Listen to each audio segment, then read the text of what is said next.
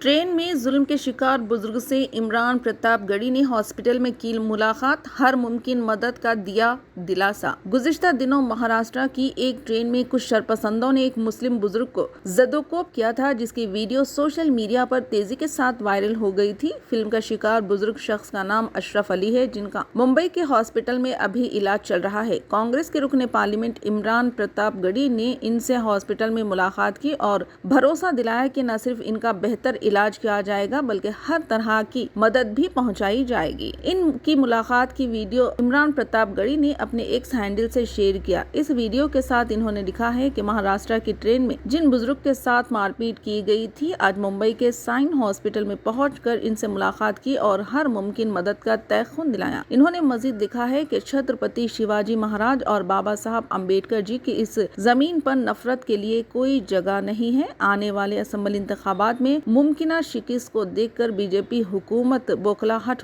का शिकार हो चुकी है। देखिए, ये बहुत शर्मनाक घटना है। महाराष्ट्र छत्रपति शिवाजी महाराज की और बाबा साहब अम्बेडकर की धरती है। इस धरती पर नफरत के लिए और हिंसा के लिए कोई जगह नहीं है। जिस तरह से उनके साथ ट्रेन में घटना घटी, ये रेलवे की सुरक्षा के लिए भी बहुत बड़ा सवालिया निशान है। और दूसरी बात, क्योंकि महाराष्ट्र का इलेक्शन नजदीक है, महाविकास आघाड़ी जिस तरह से जनता के दिलों में है, उससे भाजपा सरकार पूरी तरह से परेशान है।